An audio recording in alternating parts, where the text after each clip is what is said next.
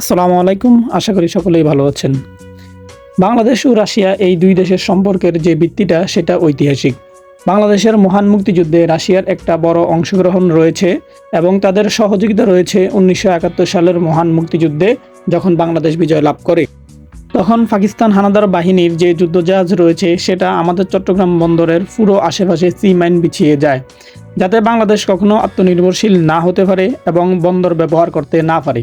তখন রাশিয়ার নেভি কিন্তু পানির নিচে ফেতে রাখা সেই সি মাইনগুলো পরিষ্কার করেছিল এবং এই ঘটনায় তাদের নাবিকও নিহত হয়েছিল। তাদের সহযোগিতায় কিন্তু আমরা চট্টগ্রাম বন্দরকে সি মাইন থেকে মুক্ত করতে পেরেছি এবং এখন বাংলাদেশ করতে পারে। রিসেন্টলি বাংলাদেশের ভেতর রাশিয়ার রাষ্ট্রদূত নিযুক্ত হয়েছে। তিনি প্রকাশ্যে স্টেটমেন্ট দিয়েছেন বিদ্যুৎ কেন্দ্রের ঋণ পরিশোধের বিষয় নিয়ে আলোচনার মাধ্যমে সমাধান করা যাবে। এই ক্ষেত্রে তড়িঘড়ি করে অর্থ ফেরনের জন্য বাংলাদেশকে ঋণ পরিশোধের চাপ দিবে না। আলাপ আলোচনার মাধ্যমে বিষয়টা সমাধান হবে, তিনি প্রতিশ্রুতি দিয়েছেন।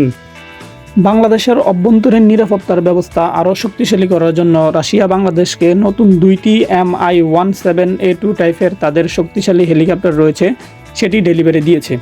বাংলাদেশের সংশ্লিষ্ট কর্তৃপক্ষ নিশ্চিত করেছে Mi-17A2 টাইপের ভেরিয়েন্ট হেলিকপ্টার রয়েছে, সেই 2টি হেলিকপ্টার বাংলাদেশ হাতে ডেলিভারি পেয়েছে।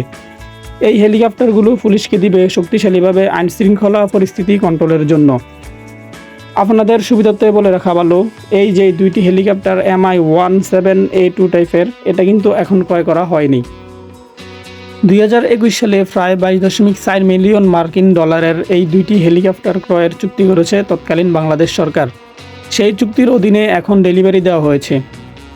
বাংলাদেশের অভ্যন্তরীণ নিরাপত্তা আরও শক্তিশালী করতে রাশিয়া থেকে এসেছে Mi-17A2 সিরিজের 2টি হেলিকপ্টার। এই হেলিকপ্টারগুলো বহুমুখী কাজে ব্যবহারের উপযোগী। রাশিয়ার রাষ্ট্রায়ত্ত প্রতিরক্ষা প্রতিষ্ঠানের অন্তর্ভুক্ত রাশিয়ান হেলিকপ্টার্স কোম্পানি তৈরি করেছে এসব হেলিকপ্টার, যা ঘন্টায় প্রায় 260 কিলোমিটার বেগে ছুটতে পারে এবং 13,000 কেজি ওজন বহন করতে সক্ষম। এসব হেলিকপ্টারে 26 জন আরোহী সহ 12টি স্ট্রেচার বহনে সক্ষম। M1I-A2 হেলিকপ্টারে রয়েছে উন্নত ডিজিটাল অটো পাইলট এবং রাডার ও মিসাইল সতর্কতা প্রযুক্তি। এটিতে ইঞ্জিন হিসেবে ব্যবহার করা হয়েছে রাশিয়ার অ্যাটাক হেলিকপ্টারের ইঞ্জিন, যেটা অনেক শক্তিশালী।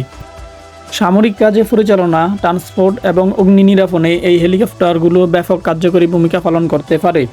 এসব হেলিকপ্টার বরফে, মরুভূমিতে, শীত গরম সহ সকল আবহাওয়ায় কার্যকরভাবে অপারেট করা যায়। 20,000 ফুট উচ্চতা থেকেও এই হেলিকপ্টার পরিচালনা করা সম্ভব। দেশের নিরাপত্তা ব্যবস্থা শক্তিশালী করার জন্য সরকার আরও আধুনিক সামরিক সরঞ্জাম সংগ্রহের পরিকল্পনা করছে। তুরস্ক, পাকিস্তান ও চীনের সাথে আলোচনা চালিয়ে যাচ্ছে। এই বিষয়টি নিয়ে আপনারা কী ভাবছেন কমেন্ট করে জানান। আমাদের চ্যানেলটি সাবস্ক্রাইব করে আমাদের পাশে থাকুন।